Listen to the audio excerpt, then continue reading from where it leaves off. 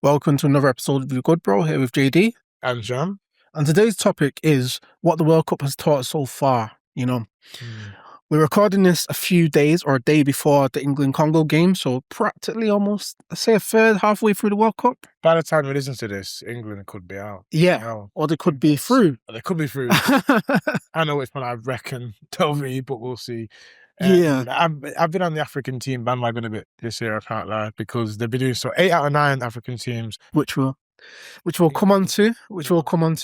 But yeah, the topic is because I think it's been such an interesting time of the world, and the World Cup just sort of reflects that.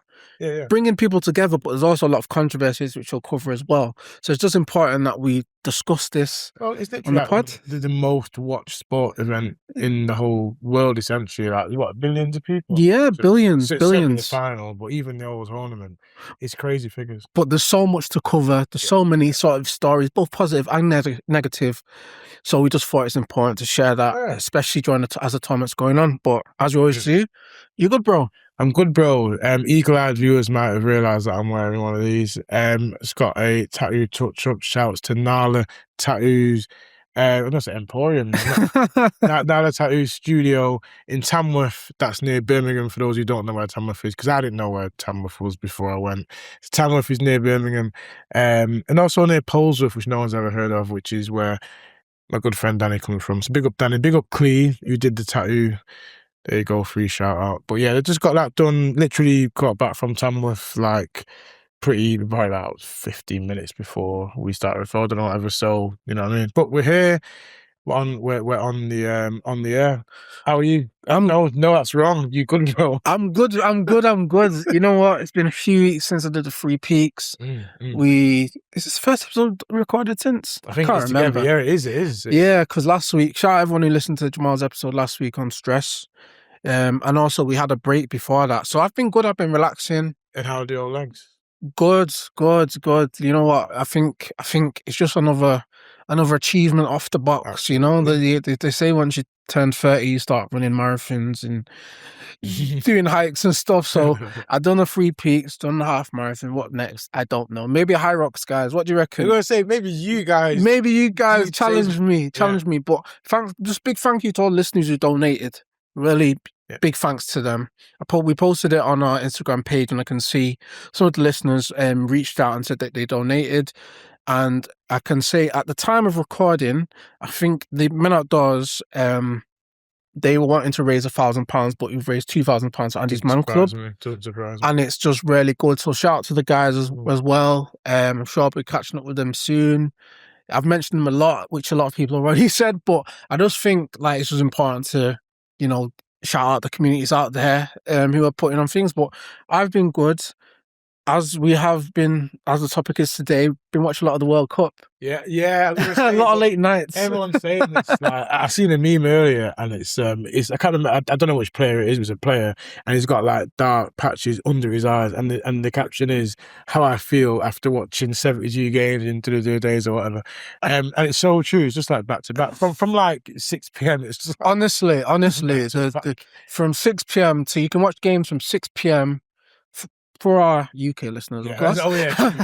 Shout out to our American listeners and Canadian listeners. But you get it prime time. You get it prime time. But us stuck in the UK and Europe, most of our games don't. I think the earliest game started at 5 p.m. UK time. I don't really know. But it is mainly. And then the latest game, or the earliest, whatever way you see it, kicks off at 5 a.m. That's crazy. So so that must be the West Coast late game, not the West Coast evening game, but or even Mexico. But and also, if England get through, or if they have gotten through by the time you listen to this, they're playing at 1 a.m. UK time on Sunday night, Monday morning night. Yeah, that's the round of 6. That people need to go work. I know, but do you know what? The joy of the World Cup is it's a worldwide game. Yeah, 100%. Like one of my earliest memories watching the World Cup, is watching the Japan-Korea World Cup, and with it being most on the other side of the sort of time sort of thing, most of the games kicked off at 7 a.m. and the latest game got kicked off at 12 p.m. That's 2002. 2002. I think it was at primary school. I remember some of my earliest memories was watching. we were leaving primary school. Yeah, we was watching the World Cup 2002. And I remember watching in assembly watching the England-Brazil game.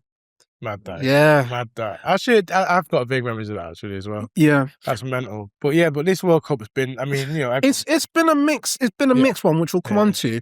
But one thing that has been positive, which we'll start with, is the fan connections. Yeah, this has been brilliant. Each other. This has been brilliant. This has been brilliant. Like you say, coming on to memes. There was a meme saying that, like, isn't it funny how, like, it sounds like the politicians are the ones that have beef, but the people who the fans actually get on with each other. Yeah, fans are loving it because there's so much skepticism. Yeah, and this World Cup's not been perfect, far from perfect, which we'll come on to. But so much skepticism about this World Cup. Yeah, there was the cost, there was the international relations. Yeah. But like, I'll give an example. If you watch the group with Mexico, South Korea, and the rest of the teams in that group, South Africa, all the fans have got together. Because football's got this thing a lot of the time, probably mainly in England actually, and maybe Poland, but it's kind of known for being aggressive, or the fans at least being aggressive and violent and over the top. But seeing the shots of like fans stood next to each other, supporting different teams, and just having the crack. Yes, I think what we need to remember is like the world is now a smaller place. Yeah.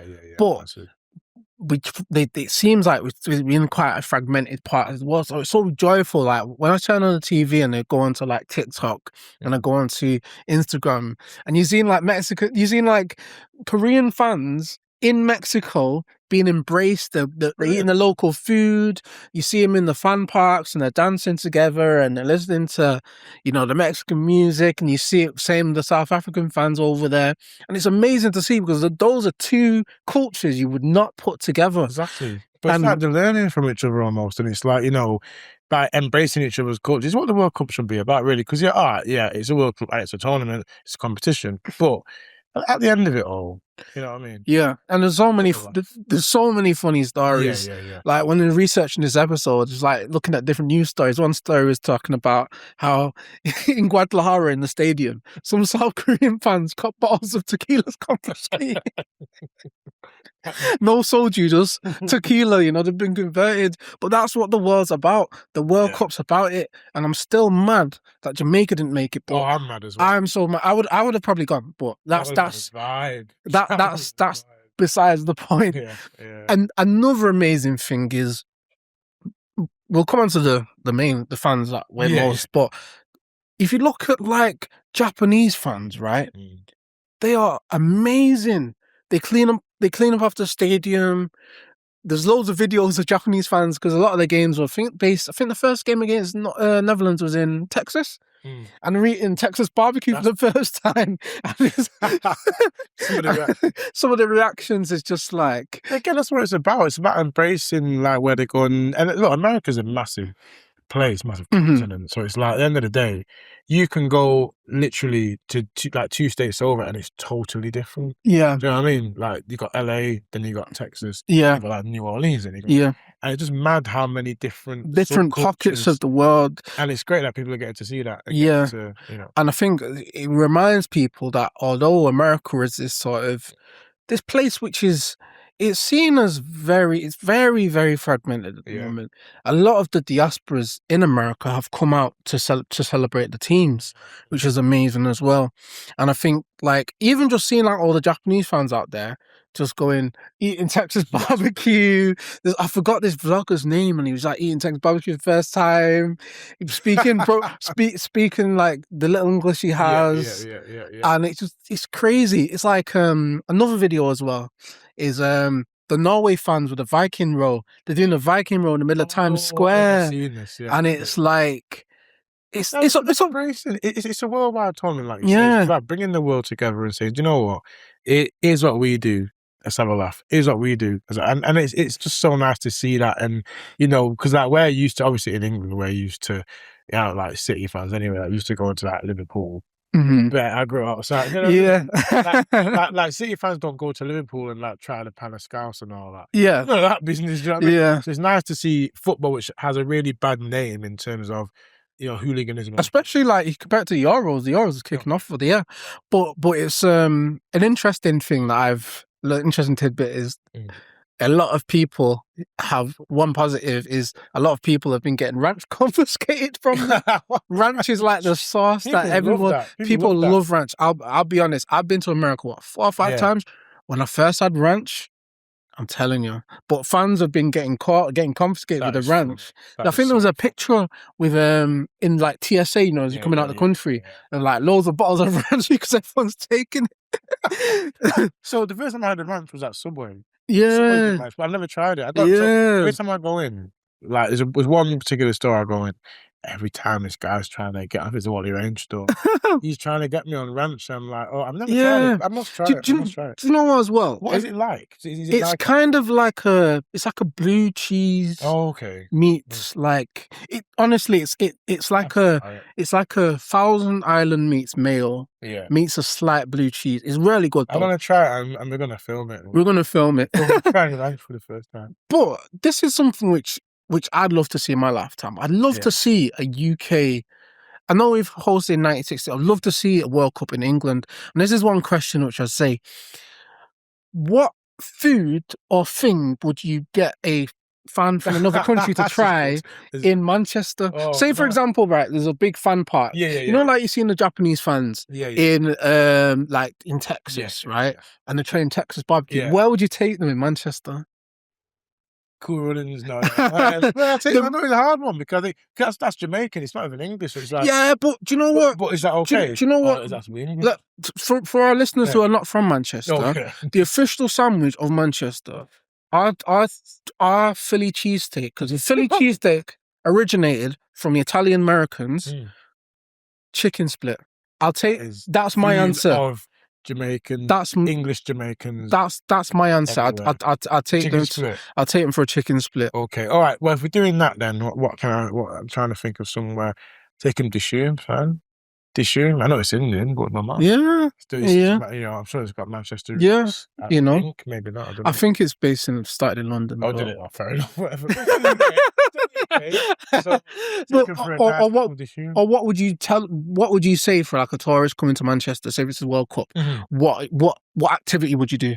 Well, we all know what I'm going to say. I'm going to take him to the outside. No, what activity? Maybe, I don't know. Like Japanese people are quite like they throw themselves into things, don't they? Maybe that chill factor. I've never seen like any Japanese people snowboarding. Maybe I'm just being ignorant. You are being ignorant. I'm being ignorant. Okay. Hokkaido's a whole. Oh my god! I didn't know. Well, that's true. I need to travel. But yeah, I'd probably just say live music. Take them to live music. Take them to Matt and Fred's, or take them to like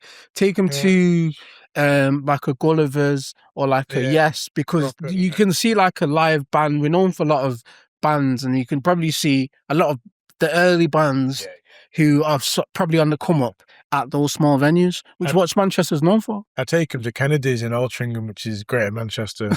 Or take them to Kennedy's for a nice trad night out. Yeah, man. That's good. I like that. But just coming on to the biggest cultural shock, which is the Scottish fans taking over Boston. It was brilliant, man. That do you see the guy who was cleaning up after from Boston? Yeah. And it was already saying, "Go deep, man, deep." It was so funny. It's crazy because you know what? Reading the World Cup, a lot of Boston fans were rare, because for those that don't know, Boston has a big Irish descendant population. So a lot of them were watching the Irish game with keen eyes, hoping the Irish fans would come over and they would be like, oh yeah, Boston, because it was kind of like aligning with a lot of the heritage of people from Boston. Even the Boston accent is influenced by Ireland, similar to like Liverpool in England. Have you seen that Russell Peters? You know, obviously those. Yeah, Russell Peters. Have you seen that thing he does where he goes, oh yeah, like you speak to any person in Boston and they all claim they're Irish. He goes, so what part of Ireland are you from? Boston. What, your parents? Boston. Yeah. Grandparents? Boston. He's like, oh, I forgot about a little bridge. Yeah, but it's nice. Do you know what? Heritage, it's probably like 7th, 8th generation. You know, it's like, give it 20, 30 years. Yeah. You could say the same for Jamaican people, British Jamaicans, or Jamaican British, where they're like, what part of, because they when their great grandparents, you know, moved over, Yeah. will they know exactly where their great grandparents come from? So, but Boston, but like saying, I've got I've got a list of things that I've seen by Scottish fans. So first thing is taking over Boston Harbour on a party barge. Now, what I mean is, do you know those like tour boats that you tour the city? Yeah. All the Scottish fans got on the tour boat and just partied on it, into a party boat. I love that. And I know they don't do it anymore, which is a shame. But you know, that would have been nice if that carried on.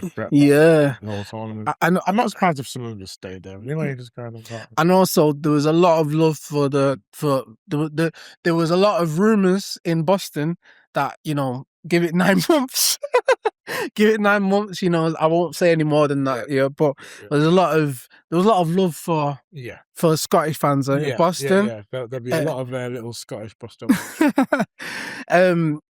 Boston. There's also something that I saw which was really great, which was in the Scotland game, they were embracing some of the Haitian fans as well. So there's a video of, I think it's a Haitian fan drumming, and there's a guy playing the bagpipes over it.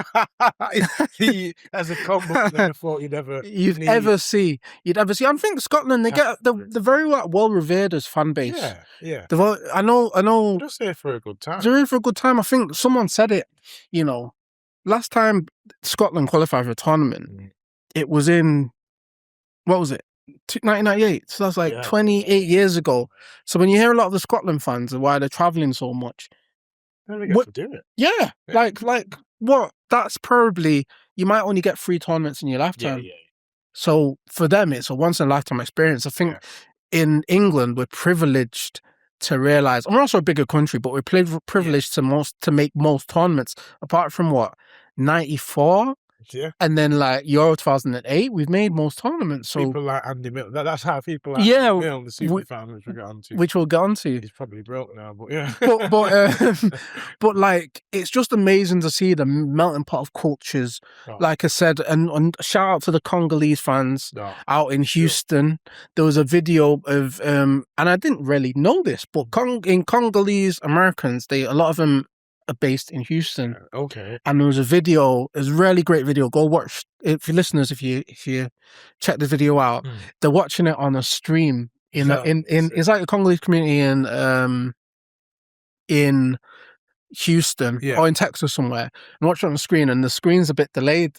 But then one of the guys at the front sees the score. And then he's like celebrating. Like 30 seconds later, everyone's jumping up and down, and it's like it's brilliant. It's brilliant. It brings everyone together. It brings that statue, man.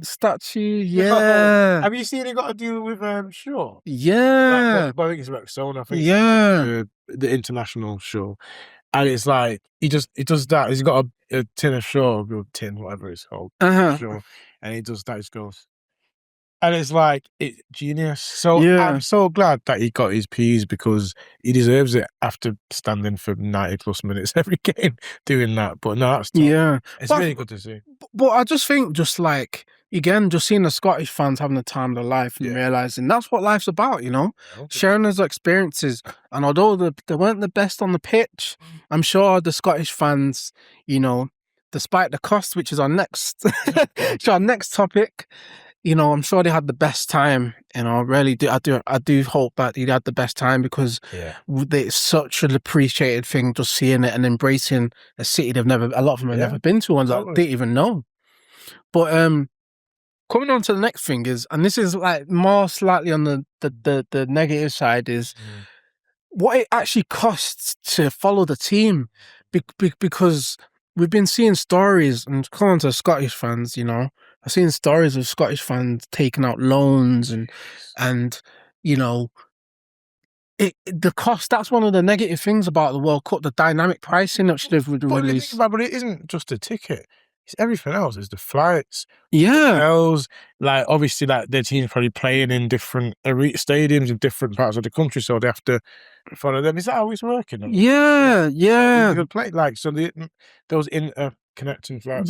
Because some of the ticket prices were ridiculous, and I think what happened is, yeah, like what happens with the dynamic pricing is all based, and just to explain to those listeners who aren't aware, dynamic pricing is all based on the demand of the tickets. I think it's common practice in America, but it's not in Europe and the rest of the world. It was in the arena, AO Arena for a bit, I think. Right. And Ticketmaster, but they're trying to clamp down on it, but anyway. So how it works is if there's a lot of traffic to get particular tickets, the pricing will go up.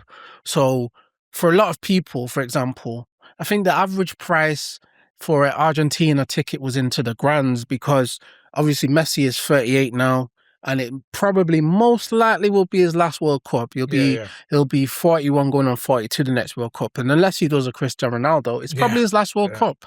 So those tickets are thousands of pounds. And I think when you look at the categories, even from Qatar, which is a fairly expensive country, I think the bottom categories in Qatar were like £50, $50. And then the higher categories for like into the hundreds, whereas in America, it's starting at the hundreds. And then it's like, so with that to happen in the cost of living crisis. And that's not just like it's one final and that's it. Yeah. Loads of different, obviously, group games and all the rest of it. So it's not as if you're flying at the Champions League final, you think, okay, it's one game. Yeah. But it's, it's going out there, and it's like, are you really going to fly across the world to see one game and then that's that? You're probably not. You're probably going to say, well, I'm there, I'll see a couple. It's so much. Yeah. I don't understand. People taking out loans. Yeah. And into debt and all that. And I get it. It's potentially once in a lifetime. Yeah. But it's unfair. It's really unfair. So there's a story, the famous England fan, for those that don't know, by the name of Andy Milne. I think he's gone to every tournament that England have been in for years. I don't know what he does for a job. Yeah, well, talking of this, there's a little news story which he found that he said so Andy Milne put his second home in Northwich, Cheshire, which he owned for 27 years, up for sale for £350,000 to fund a 7-week trip. So that covers England's group games plus however far they go. And what he quoted is, he said he wanted to see the whole tournament.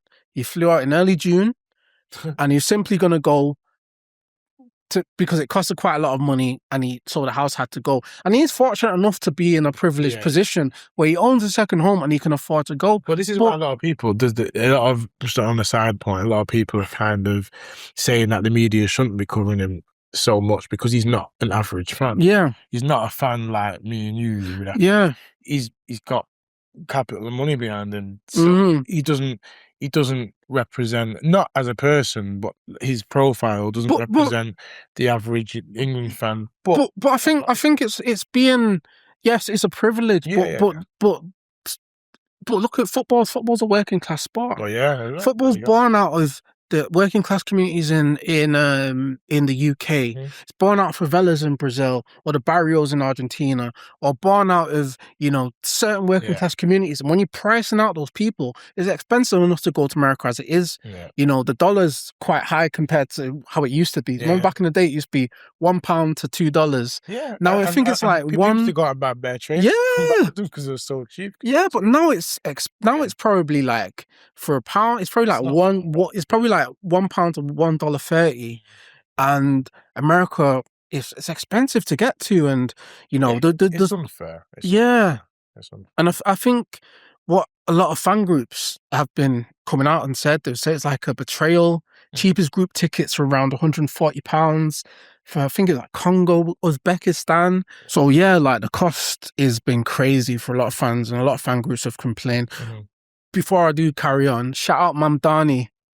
He released $50 tickets for fans in New York because he realized the cost was really high, and that was across all bands in terms of categories. So shout out Mamdani. Yes. We need the Mamdani in the UK. 100%. But he is lit.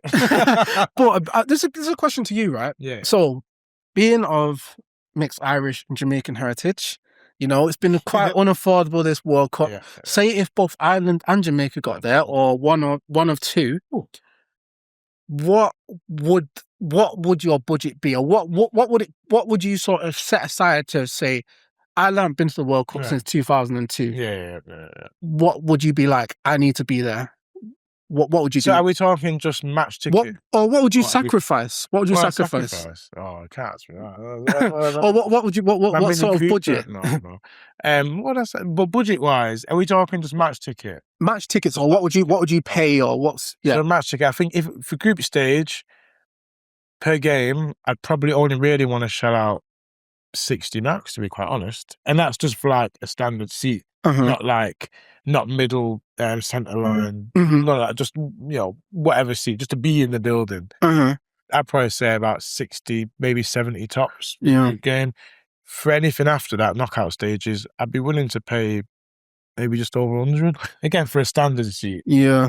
Because but I think, like, again, football is religion for a lot of people, so it's like going to World Cup's a pilgrimage. So that doesn't come. I mean, by the way, for a final, if I hadn't made the final, bro, $2,000, no, nah, and if Jamaica made the final, no, that Mini Cooper's getting sold. The podcast might have to, but might have to sell the rights.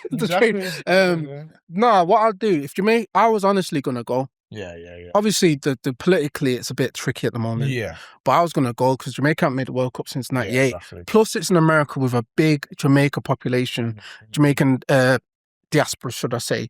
Yeah. Now, with the diaspora, it would have been crazy. Yeah. I've seen Curacao. I got a bit envious when I seen the Curacao name. We've only got 500,000 people. Jamaica. One thing I've loved as well, every diaspora, every country's been well represented. Yeah. And I think, like, it makes me sad that Jamaica didn't make it, because I know if put one of those games in New York or Miami, they would have come out. And I think I would have probably stayed with family to save on cost. But I'll be honest, I'll probably pay a few hundred to watch Jamaica in the World Cup, because I was only young when they got to, might have been 6 or 7 when they got to last World Cup. So, like I said, similar to Scottish fans, it's something which I don't know if they'll ever make it. Yeah, I mean, you never know, because now with the expanded pool as well, and the fact there's more teams in it, that can help. Yeah, but I think again, it's the cost. It's just part and parcel of. It's sport now. It's more than sport, isn't it? And it shouldn't be that way, but it is. Yeah. You get passed out of many sports. Yeah.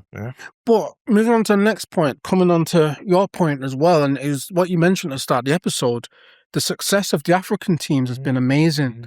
And there's been unfortunate controversies across the board of what people have said and belittling statements, belittling across the board. What's his face who said, was it not Joey Barton? Was it? No, who said that AFCON... It was Joey Barton, wasn't it? No, it was Jamie Carragher. Oh, yeah, that was it. Jamie Carragher basically said, that don't count. Is that literally the Continental Cup of Africa? But one thing I've loved is they finally, because I think for a long time, African teams have been the dark horses. Yeah. And you've seen with Morocco, we filmed this the day after Morocco beat Netherlands on penalties. Yeah. And it's amazing. I think out of all the countries, only one didn't get out of the group stage, which is Tunisia. Yeah. Every single country. And you're looking at the gap between African teams and European teams and South American teams. It's very slim. Yeah. Very slim. It's getting even slimmer by the year. And I think very good teams in Africa, and everyone's getting behind it, and I love it. Yeah, and everyone's getting behind the kits as well, which I quite like. But I think the ignorance is still there, and I think that's like I was saying about the world coming together for the World Cup. There is still ignorance, like as recently as the other week, where Ivory Coast faced Germany. Bastian Schweinsteiger made quite a scathing comment, which was Ivory Coast style is a bit unorthodox, bit African football style, a bit wild, perhaps not so conditioned by tactics, which... But saying that like it's a total thing, but that is very sad, because these players play in the same leagues as the German players. Totally. You got Mamadou Diallo. No, is it that? No. Amad Diallo, sorry. Amad Diallo plays for Man United. Yeah. You got Diamande, who's plays for Leipzig, might be getting sold for 100 million. You've got, you got Nicolas Pepe. You got all these quality players playing in top leagues. You know what I mean? You got all these top players playing in all these leagues, and it's like there's still this sort of ignorance. So he's acting like just playing on some patch of land in Africa. Yeah, I mean, it's not the way it is. A lot of these African teams do have star players. Mo Salahs, like I said, I've got to shout out old man Mish. Yeah, but yeah, you're right. It's going on as if like African football is not modern. It's like, you know what I mean?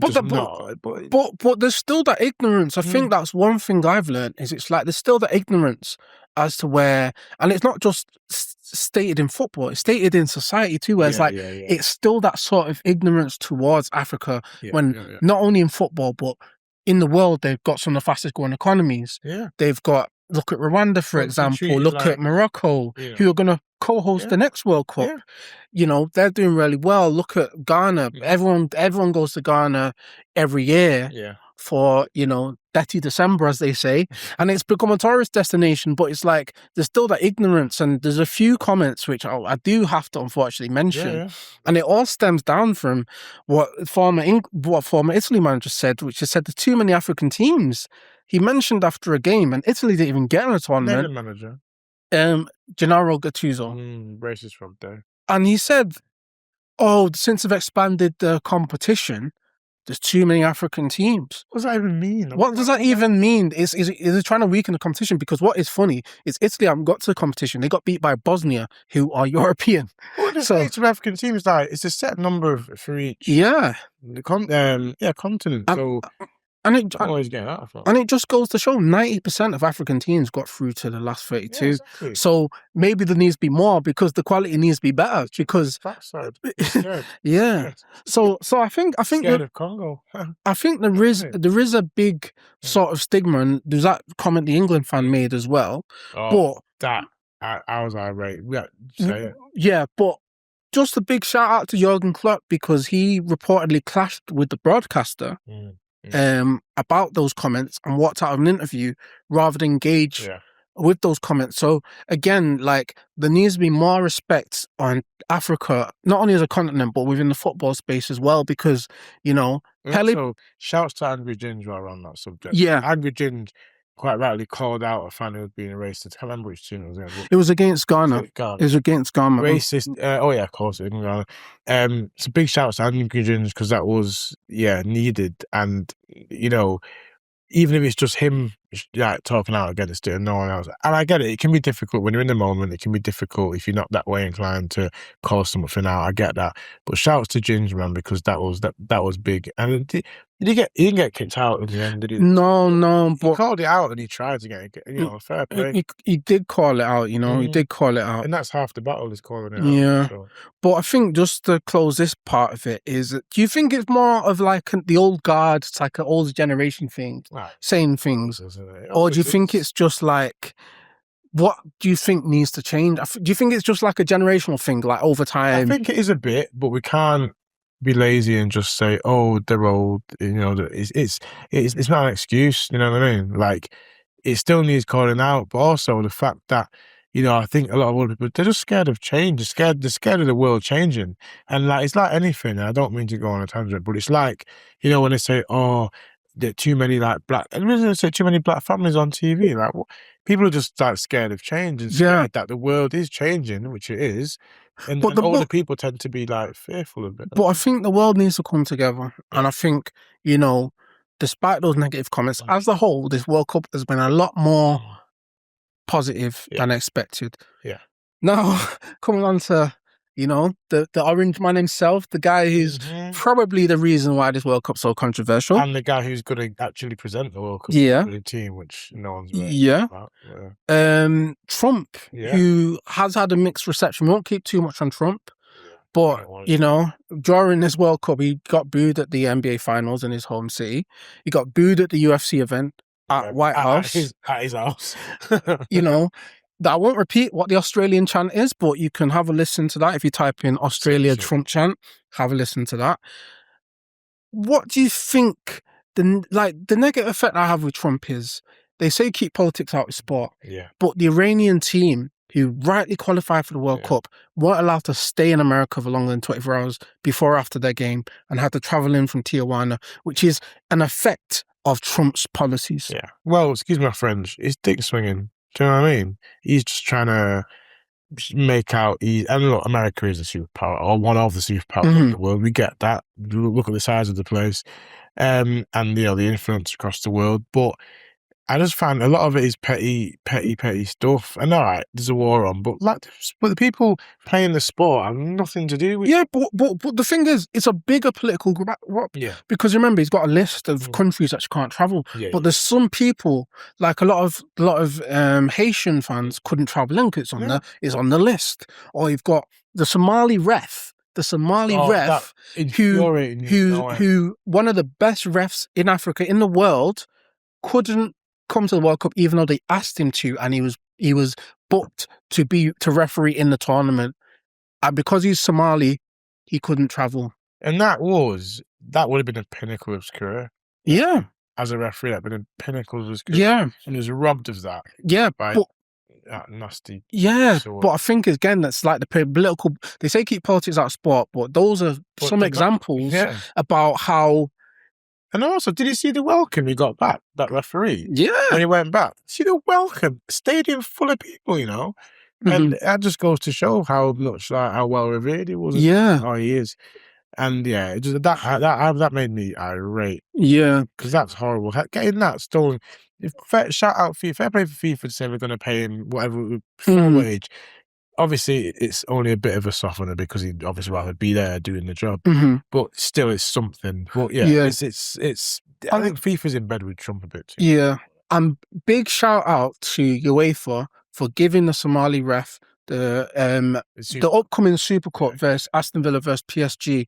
I know I know it might be a bit of a token gesture, but it's what he deserves. He deserves opportunity. He deserves a big final. Yeah, so fair play to them. But it's like that. But enough about Trump. But like, what do you think? Just to close this part is with sport and politics. I think, like, what do you think should have been done? In a perfect world, what should have been done to alleviate the Iran situation? No, the US should not have hosted it. You know what I mean? I know we've got a lot of nice stories coming out of it. It's been nice.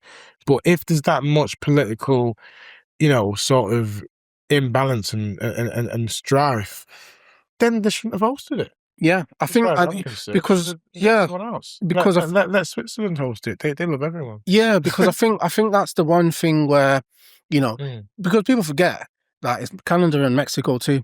Yeah, true. And if there's a lot of political imbalance in a country that we've seen, look at other countries as well, have been taken off the footballing map due to their political stance or imbalance. Why was it that America was still giving it? I think it was a lot of power and a lot of soft power towards from Infantino. And when they gave him the bloody the first ever peace prize. Anyway, I'm not going to go.